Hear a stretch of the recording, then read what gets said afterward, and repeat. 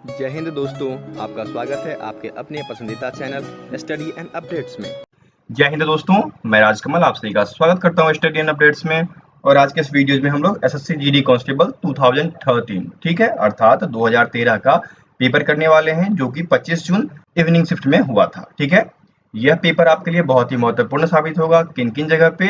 तो CRPF, CISF, BSF, SSB, NIA, ITBP, SSF एवं Assam rifle के कांस्टेबल एवं ट्रेडमैन एग्जामिनेशन में। ठीक है, तो चलिए शुरू करते हैं। और आज के इस वीडियोज में सामान्य जागरूकता कराया जाएगा।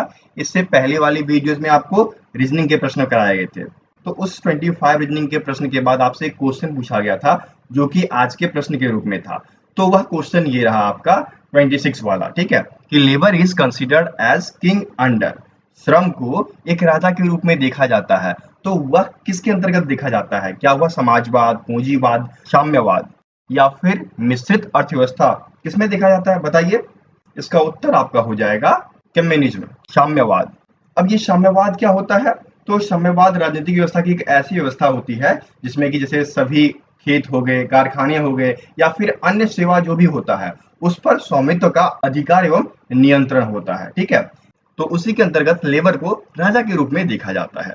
ठीक है, तो आपका उत्तर क्या हो जाएगा? 26 का उत्तर आपका सी हो जाएगा, साम्यवाद, कम्युनिज्म। ठीक है, चलिए आगे बढ़े।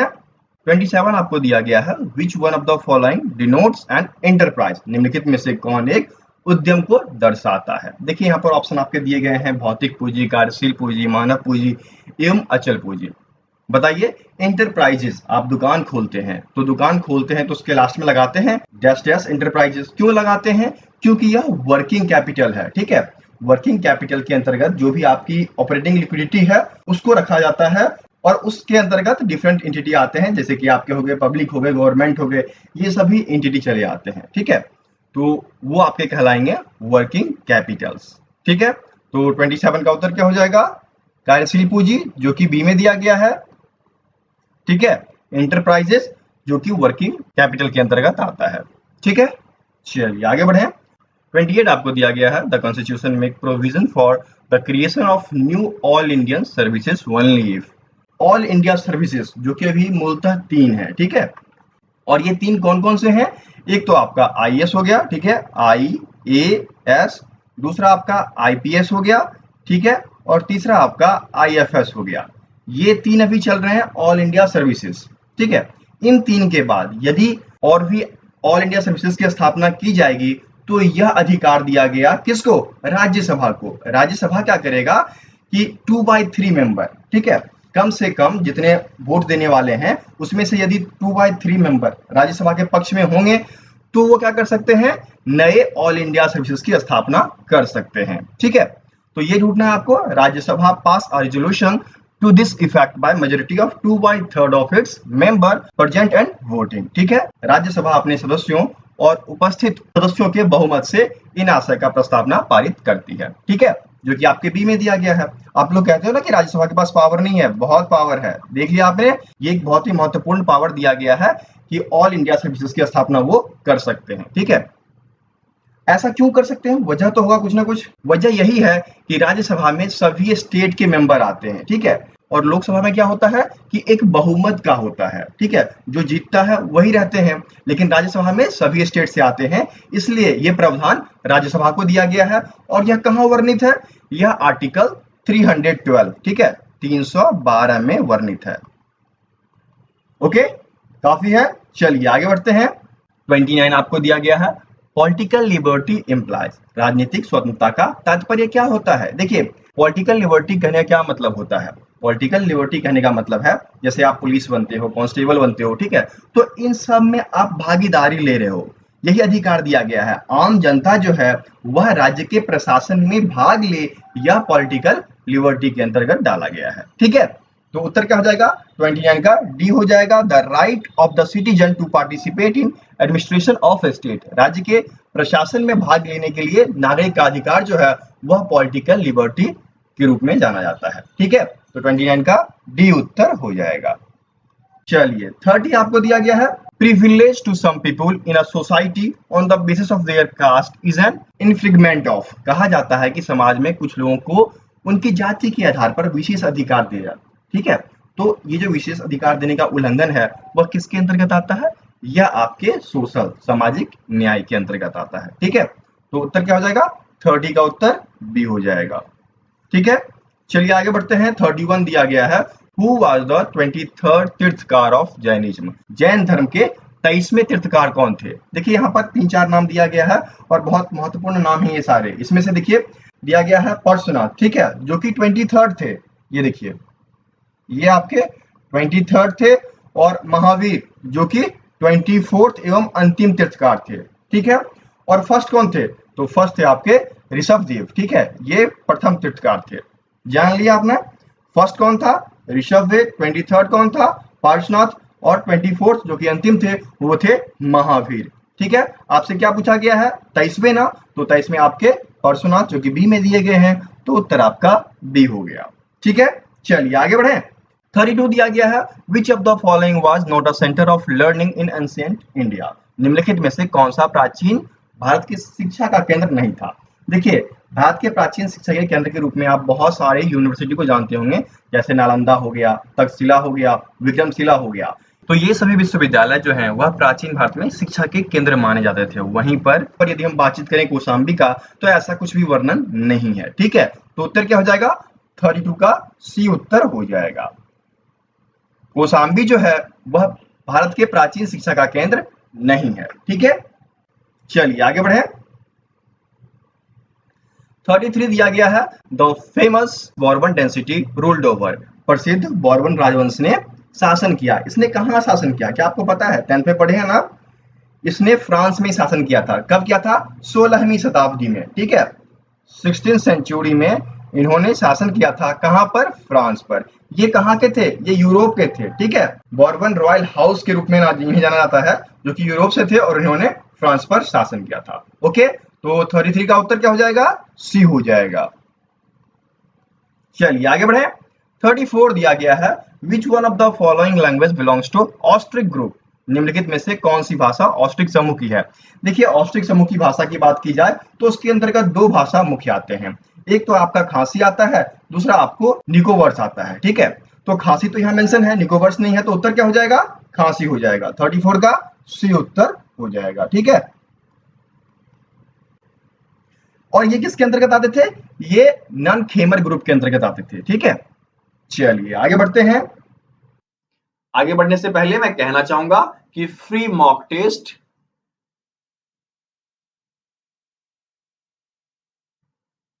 जो कि ऑनलाइन है, उसके लिंक आपको डिस्क्रिप्शन बॉक्स में दिए गए हैं, आप जाकर टेस्ट दे सकते हो। ठीक है, उसमें आपको 100 क्वेश्चन देखने को मिलेगा।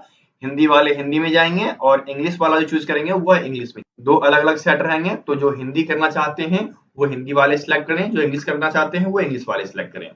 और पीडीएफ्स वगैरह सबका लिंक आपको डिस्क्रिप्शन बॉक्स में मिल जाएगा। और कोई भी जानकारी आपको हासिल करनी है तो आप हमें व्हाट्सएप या फिर टेलीग्राम इस पे मैसेज कर सकते हैं। टेलीग्राम नंबर है 7979946092।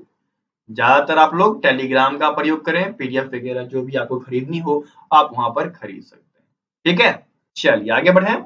चलिए आगे बढ़ते हैं। 35 दिया गया है, which one of the following is not a biosphere reserve? निम्नलिखित में से कौन सा एक बायोस्फीयर रिजर्व नहीं है? यहाँ पर आपका पहला ऑप्शन है ग्रेट निकोबार, जो कि 1989 में स्थापित किया गया था। ये बिल्कुल है, क्योंकि यह फेमस है किसके लिए? फ्लोरा एवं फौना के लिए। ठीक है, तो ये आपका बायोस्फीयर रिजर्व है। दूसरा आपका दिया गया है सुंदरबन डेल्टा, आप जानते हो ये बहुत फेमस है, किस लिए? टाइगर के लिए, है ना? तो ये भी आपका बायोस्फीयर रिजर्व है। तीसरा आपका नंदा देवी, जो कि उत्तराखंड में है, और नंदा देवी जो है वह नेशनल पार्क के रूप में फेमस है। ठीक है, तो ये तीनों तो आपके बायोस्फीयर रिजर्व हो गए। ऑप्शन आपका डी आ गया। क्यों आ गया इसकी चर्चा कर लेते हैं। यहाँ पर दिया गया है गल्फ ऑफ कच्छ। कच्छ की रन जो है वह मरुस्थल के रूप में जाना जाता है। ठीक है, तो इसी वजह से यह एक बायोस्फीयर रिजर्व नहीं है। ठीक है, उत्तर क्या हो गया? 35 का डी उत्तर हो जाएगा। आगे बढ़े। 36 आपको दिया गया है, which atom is not found in protein? Protein में कौन सा परमाणु नहीं पाया जाता है? देखिए प्रोटीन जो होता है वह मुख्यतः एमिनो एसिड से मिलकर बना होता है, और उसके अंतर्गत यदि हम मेन बातचीत करें तो ऑक्सीजन, ठीक है, नाइट्रोजन, सल्फर, कार्बन, हाइड्रोजन, ये 5 मुख्य अवयव पाए जाते हैं, जिसमें से आपका कार्बन दिया गया है, नाइट्रोजन दिया गया है, फास्फोरस नहीं होगा, सल्फर दिया गया है। उत्तर क्या हो जाएगा? 36 का उत्तर सी हो जाएगा। ठीक है, चलिए आगे बढ़ते हैं। 37 दिया गया है, organisation form by individual of species. देखिए यहाँ पर स्पीसीज की बात की गई है, किसी भी प्रजाति द्वारा जो गठित संगठन होता है वह क्या कहलाता है? तो गठित संगठन जो है वह आपका पॉपुलेशन कहलाता है। ठीक है, पॉपुलेशन देखिए आपके बी में दिया गया है, तो 37 का बी हो जाएगा। ठीक है, पॉपुलेशन का डिफिनेशन क्या होता है? और population is summation of all the organism of the same group और species who live in the same geographical area and have the capability of interbreeding. ठीक है, ये कहलाता है पॉपुलेशन, आबादी। ओके, तो 37 का बी उत्तर हो गया। चलिए आगे बढ़े। 38 दिया गया है कि plague is transmitted by. Plague जो है वह किसके द्वारा फैलता है? तो प्लेग जो है वह फ्लिया के द्वारा फैलता है। ठीक है, जिसको कि आप हिंदी में पिस्सू कहते हो।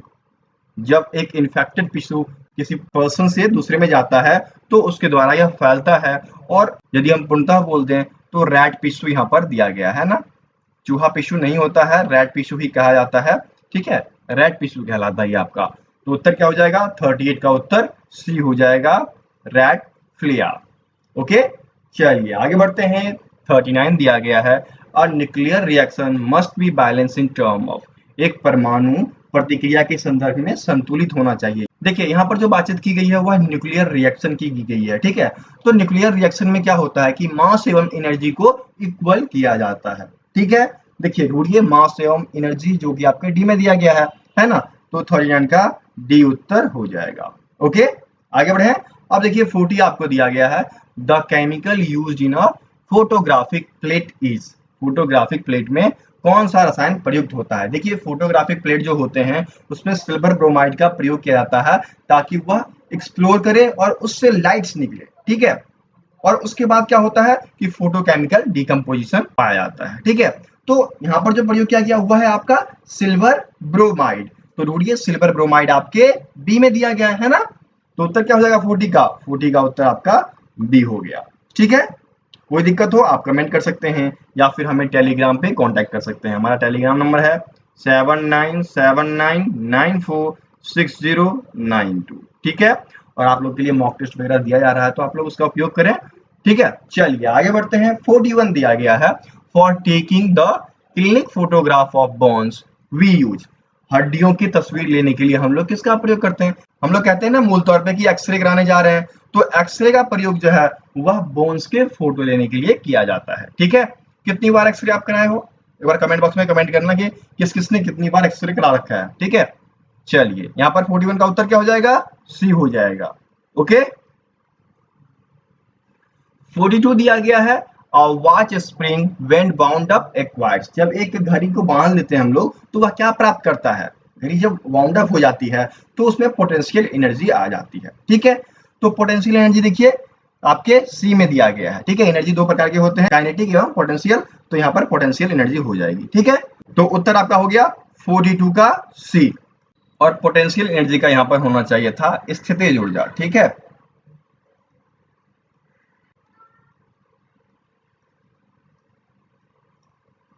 ओके, संभावित नहीं स्थितिज ऊर्जा। ओके, यहाँ पर स्थितिज होना चाहिए था, तो 42 का सी उत्तर हो गया।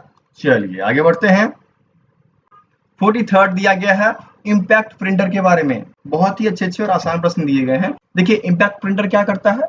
इम्पैक्ट प्रिंटर जो है वह स्ट्राइक करता है रिबन को, और जब रिबन स्ट्राइक होता है तो वह कागज पर प्रिंट करके आपके कैरेक्टर को बाहर निकाल देता है ना। ढूंढिए, ये आपकी ए में ही दिया गया है, strike a ribbon against the paper two produce character images. Okay, तो उत्तर क्या हो जाएगा आपका? 43 का उत्तर आपका ए हो गया। ठीक है, आगे बढ़िए। 44 दिया गया है, सेंट्रल जू अथॉरिटीज लोकेटेड इन। केंद्रीय चिड़ियाघर प्राधिकरण डैश में स्थित है। देखिए सेंट्रल जू की बात की जाती तो वो आपका प्रगति मैदान के पास है, नई दिल्ली में, और सेंट्रल जू अथॉरिटी जो है वह भी न्यू दिल्ली में ही है। सेंट्रल जू अथॉरिटी का उद्देश्य क्या है, ये बायोस्फीयर रिजर्व को प्रोटेक्ट करना, ठीक है, डिफरेंट वाइल्ड लाइफ को प्रोटेक्ट करना। ओके, तो ये आपके नई दिल्ली में है, तो 44 का उत्तर क्या हो जाएगा, ए हो जाएगा, न्यू दिल्ली। ठीक है, चलिए आगे बढ़ते हैं। 45 दिया गया है, the first permanent research station established by India in southern polar region, जो कि अंटार्कटिका पे है। यह कब स्थापित हुआ था, तो ये आपके 1982, ठीक है, माना जाता है 82 से 83 के बीच में स्थापित किया गया था, कोई फिक्स डेट नहीं बताया जाता है, ठीक है, इसके बारे में। और ये दक्षिणी गंगोत्री के नाम से जाना जाता है। बहुत जगह क्वेश्चन जो आता है वह पूछा जाता है कि दक्षिणी गंगोत्री कहाँ स्थित है, तो वहां पर आपको उत्तर देना पड़ता है अंटार्कटिका, ठीक है। लेकिन यहाँ पर कुछ उल्टा पूछा गया है, यहाँ पर पूछा गया है भारत द्वारा स्थापित पहला अस्थायी अनुसंधान स्टेशन जो कि अंटार्कटिका में है, उसका नाम क्या है, ये बताना यहाँ पर। तो वो क्या हो जाएगा, दक्षिण गंगोत्री के नाम से जाना जाता है, ठीक है। तो 45 का डी उत्तर हो गया, ठीक है। आगे बढ़े, 46 दिया गया है, the first mathematical calculator was design by. देखिए पहला गणितीय कैलकुलेटर जो है वह डिजाइन किया गया था नेपियर के द्वारा, और इसमें सिर्फ गुना, ठीक है, गुना एवं भागफल, ठीक है, इन्हीं दोनों का काम किया था, गुना और भाग करने के लिए यह पहली बार डिजाइन किया गया था जॉन नेपियर के द्वारा, जो कि आपके ए में दिया गया है। तो 46 का ए उत्तर हो जाएगा। कब डिजाइन किया गया, तो 1617 ईस्वी में डिजाइन किया गया था, ठीक है। आगे बढ़े, चलिए 47 आपको दिया गया है, the chairperson of UPA think tank. UPA के थिंक टैंक के सलाहकार के रूप में देखिए सोनिया गांधी अभी भी है ना, प्रेजेंट में भी है। तो 47 का उत्तर क्या हो जाएगा, बी हो जाएगा। अब चलिए 48 की ओर बढ़ते हैं, the Malabar coast in India is towards. भारत में मालाबार तट किस ओर है, तो मालाबार तट जो है वह वेस्टर्न घाट की ओर है। यह मंगलोर से कन्याकुमारी के बीच माना जाता है। वेस्टर्न घाट, पश्चिमी घाट जो आपको 48 के सी में दिया गया है, तो 48 का सी उत्तर हो जाएगा, ठीक है। अब देखिए 49 दिया गया है, who was awarded Indira Gandhi award for national integration posthumously, ठीक है, किसके मरणों उपरांत राष्ट्रीय एकता के लिए इंदिरा गांधी पुरस्कार से सम्मानित किया गया। यहाँ पर आपको राजीव गांधी, अब्दुल गफ्फार खां, श्याम मंगल, विपिन हजारिका दिया गया है। क्या हो जाएगा, क्या होगा यहाँ पर राजीव गांधी होगा। 49 का ए उत्तर हो जाएगा। राजीव गांधी के साथ साथ कुछ और भी लोग थे, उनको दिया गया था, जो कि यहाँ पर मेंशन नहीं है, और वो थे आपके बेतन सिंह, ठीक है, और एक और थे दयाल शर्मा करके, शंकर दयाल शर्मा करके, इन सबको दिया गया था, ठीक है। तो उत्तर क्या हो जाएगा, 49 का उत्तर ये हो गया, ठीक है। अब चलिए आखिरी प्रश्न 50, the Pragya award is given to author of books written in. कहा जा रहा है कि प्रज्ञा पुरस्कार किन ऑथर को दिया जाता है, किन लेखकों को दिया जाता है, तो प्रज्ञा पुरस्कार जो है वह हिंदी के लेखकों को दिया जाता है। किसके द्वारा दिया जाता है, तो यह आपके राजस्थान के हिंदी ग्रंथ एकेडमी के द्वारा दिया जाता है, ठीक है। तो 50 का बी उत्तर हो जाएगा। तो इस प्रकार से 2013 के जीके यहाँ पर खत्म होते हैं, जीके और जनरल अवेयरनेस, ठीक है। अब बारी है आज के प्रश्न की ओर। अब चलिए बढ़ते हैं आगे आज के प्रश्न की ओर। आज का प्रश्न है the correct value of 0.01 plus 0.01 का स्क्वायर, ठीक है, इसका सही मान बताना है। इन चार में से कौन सा सही है, इसका उत्तर आपको कमेंट बॉक्स में कमेंट करना है, ठीक है।